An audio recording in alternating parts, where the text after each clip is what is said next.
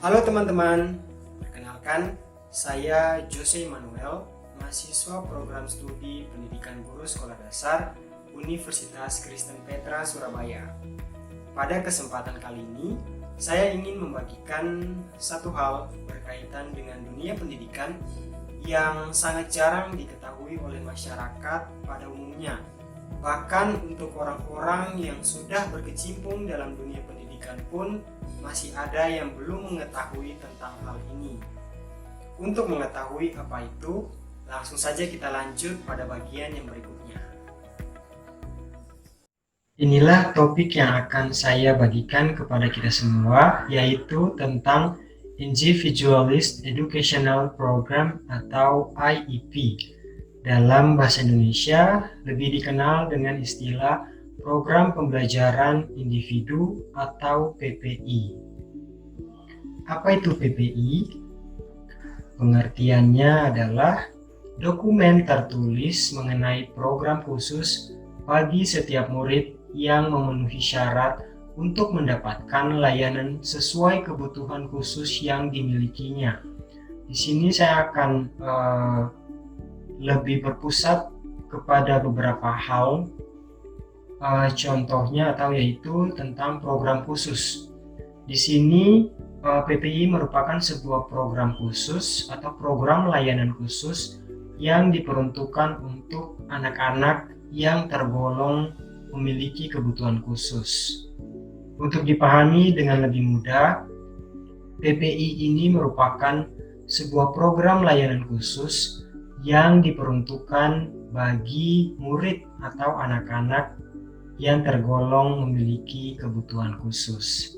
Jadi ketika mereka sudah digolongkan sebagai anak-anak berkebutuhan khusus, maka PPI ini akan dilakukan kepada mereka untuk memenuhi kebutuhan mereka sendiri, seperti itu. Kemudian selanjutnya, mengapa harus ada PPI dan apa sih pentingnya PPI? Di sini ada 4 poin yang akan saya bagikan supaya kita lebih memahami mengapa harus adanya PPI dan apa sih pentingnya PPI di sebuah sekolah. Yang pertama adalah setiap ABK atau anak berkebutuhan khusus memiliki potensi untuk belajar. Nah, sebelum saya menjelaskan lebih jauh, memang PPI ini dikhususkan untuk anak-anak yang berkebutuhan khusus, seperti itu. Nah, program pembelajaran individual atau PPI ini memang dikhususkan untuk anak-anak yang berkebutuhan khusus sehingga kebutuhan mereka itu dapat terpenuhi, seperti itu. Ya, dan pada poin yang pertama seperti yang tadi saya sudah sampaikan bahwa memang setiap ABK memiliki potensi untuk belajar, bukan hanya anak-anak pada umumnya, seperti itu. Yang kedua adalah menjawab kebutuhan khusus setiap murid. Artinya dengan adanya program PPI ini, murid-murid yang memiliki kebutuhan khusus yang tidak bisa dijawab oleh sekolah-sekolah umum atau sekolah negeri pada umumnya, itu bisa dijawab kebutuhannya melalui program pembelajaran individual ini, seperti itu.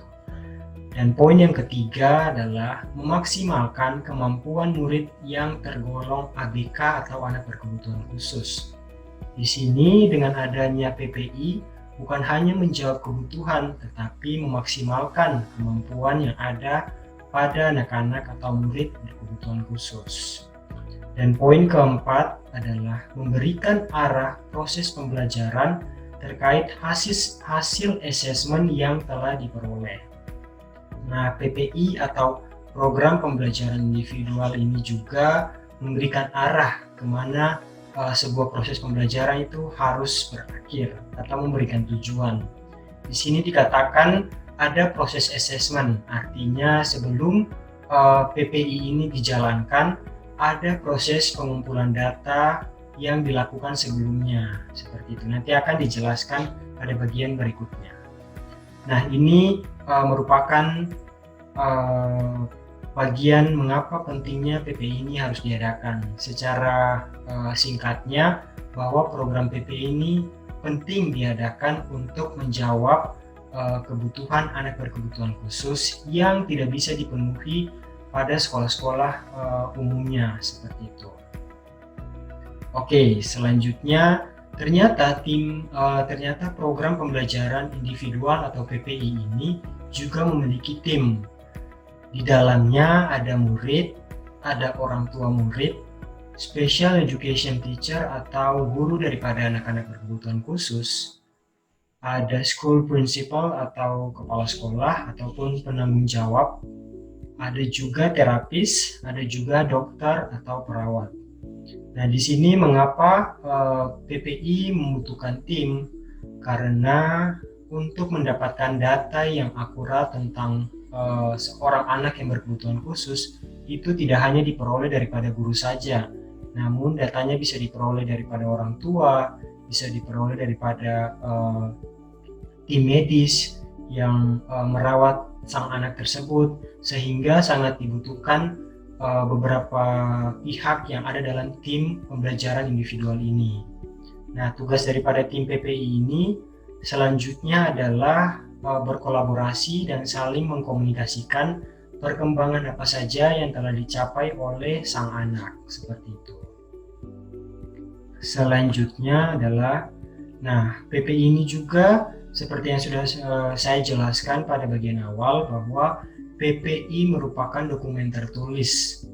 Artinya di dalam PPI terdapat beberapa komponen. Nah, pada bagian ini saya akan menjelaskan komponen apa saja yang terdapat dalam PPI. Yang pertama ada informasi umum. Nah, informasi umum di dalamnya terdapat data diri murid seperti nama lengkap, nama orang tua, yaitu nama ibu, ayah, dan juga nomor kontak yang dapat dihubungi jika berada dalam keadaan yang darurat. Poin atau komponen yang kedua adalah annual goals dan benchmarks. Annual goals adalah tujuan jangka panjang yang biasanya ditargetkan selama 1 tahun. Yang kedua adalah benchmarks atau tujuan jangka pendek. Ini biasanya ditargetkan selama triwulan atau caturwulan, seperti itu.